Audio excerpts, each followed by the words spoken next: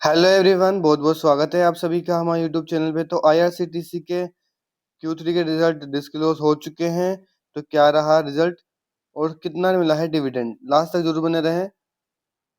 आपको सब कुछ इस वीडियो में, एक सिंगल वीडियो में सब कुछ देखने को मिल जाएगा। तो क्या ड्यूरिंग द मार्केट रिजल्ट आ गए थे जो ऊपर गया, या फिर ड्यूरिंग द मार्केट रिजल्ट आ गए थे इस टाइम पे तो क्या नीचे आ गया? तो इसका आंसर होने वाला नहीं।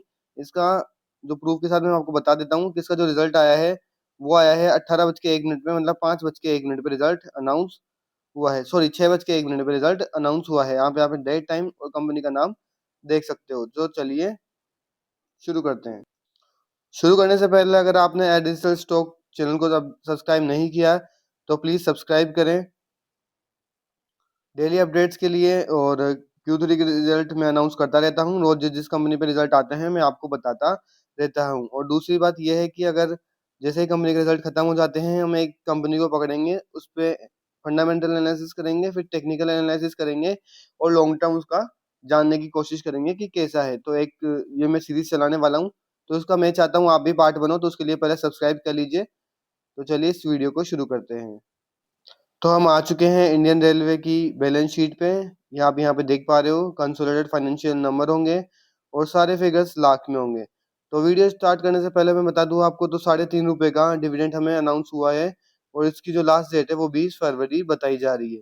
तो 20 फरवरी से पहले पहले अगर आप खरीद लेते हैं तो आप एलिजिबल हो जाएंगे डिविडेंड के लिए। अगर आपने HL की नहीं देखी तो HL पे 35 रुपीज का वो मिला है डिविडेंड।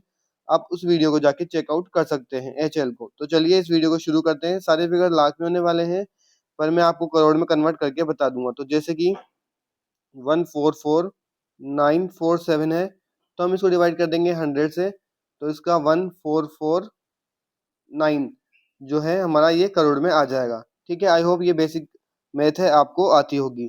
तो इसको मैं बोल दूंगा 1.4K। ओके, तो इतना इजी हो जाएगा ये, तो आपको समझने में भी कोई दिक्कत नहीं आएगी।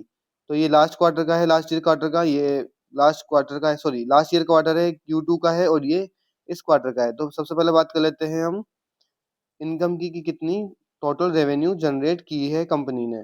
टोटल इनकम यहाँ पे आप देख पा रहे होंगे। टोटल इनकम की बात करेंगे, इसको रेवेन्यू देखना है तो वो ऊपर वाली लाइन देख सकता है। ओके, तो 1.2K का यहाँ पे करोड़, 1.2K करोड़। ओके, 1.2 यहाँ पे सेम एज हुआ है, और 1.5K यहाँ पे। 1.2 का 1.2 सेम रहा, बट क्वार्टरली बात करें 1.2 का 1.5 हुआ, मतलब इंक्रीमेंट देखने को मिला है। अब बात कर लेते हैं एक्सपेंस की। तो रेवेन्यू देख लिया हमने, तो इतना एक्सपेंस, इतना रेवेन्यू कमाने के लिए कंपनी को कितना खर्चा करना पड़ा है। तो टोटल रेवेन्यू, टोटल एक्सपेंस यहाँ पे देखेंगे, ये रही एक्सपेंस की 82, 8.2K, 7.5K, और यहाँ पे 1K, सॉरी 10K। एक सेकंड। हाँ दोस्तों, यहाँ पे 1K होगा। ओके, सॉरी, तो यहाँ पे होगा 0.45K, यहाँ पे होगा 0.75K, और यहाँ पे होगा 1K। तो 4-5K का यहाँ पे भी बढ़ के 1K हुआ है, और 1K करोड़ हुआ है, और यहाँ पे भी 7.5K का 1K करोड़ हो चुका है। तो टोटल एक्सपेंस जैसे जैसे ईयरली रेवेन्यू हमें इंक्रीज देखने को मिला, तो हमें एक्सपेंस भी ज़्यादा बढ़ते हुए देखने को मिला है।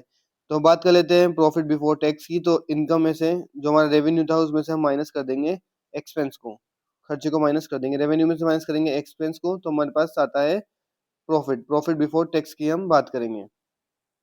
तो प्रॉफिट बिफोर टैक्स लॉस रहा या कंपनी को प्रॉफिट हुआ वो देखना होगा।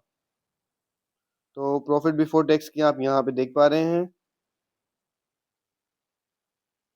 तो 0.45 सेम है यहाँ पे, 0.45 यहाँ पे एज वेल सेम रहा है, बट यहाँ पे 0.52 हो गया है। तो 0.52 के हो गया है। सारे फिगर्स मैं अभी करोड़ में बता रहा हूँ आपको, यहाँ पे लाख्स में दिए हुए हैं, तो आप करोड़ में समझने का ट्राई करना। ये 0 पॉइंट के अंदर आ गया, तो आई होप आप समझ पा रहे होंगे सही से। ओके, 0.5K का 0.45 का यहाँ पे 0.52 हुआ है, और 0.45 का अगेन यहाँ पे बढ़ के क्वार्टरली और ईयरली सेम एज ग्रोथ देखने को मिल रही है। तो बात कर लेते हैं प्रॉफिट टोटल प्रॉफिट की, नेट प्रॉफिट की, कि कंपनी में टैक्स देने के बाद कंपनी के पास कितना प्रॉफिट आता है यार। तो आफ्टर टैक्स प्रॉफिट की बात करेंगे हम 0.34 0.34 सेमेज और 0.39 सेमेज। ये मैं आपको इजी वे में करने के लिए समझा रहा हूँ, क्योंकि आप इजीली समय कंपेयर कर पाएंगे। यहाँ पे करोड़ में आ रहा है, 0.34 का हुआ है 0.39 के, करोड़ में सारी बातें चल रही है, तो 0.39 भी एक बहुत बड़ा अमाउंट हो जाता है। अगर आप लाख में देखोगे तो 34 से 39 हुआ है, तो काफी अच्छा ग्रोथ यहाँ पे ईयरली और क्वार्टरली देखने को मिली है। बात कर लेते हैं ईपीएस की, जिसके आपको सब कुछ क्लियर हो जाएगा। तो 4.26 का बढ़ के हो चुका है 4.39, 4.26 ये तो आप देख पा रहे हो। तो 4.39 सॉरी 93 लगभग 5 का ईपीएस हो चुका है। 4.28 का बढ़ के यहाँ पे 4.39 हुआ है। तो हमें ईपीएस में काफी अच्छी जंप देखने को मिली, क्वार्टर टू क्वार्टर अच्छी जंप नहीं मिली, डिविडेंड भी कंपनी ने अनाउंस कर दिया।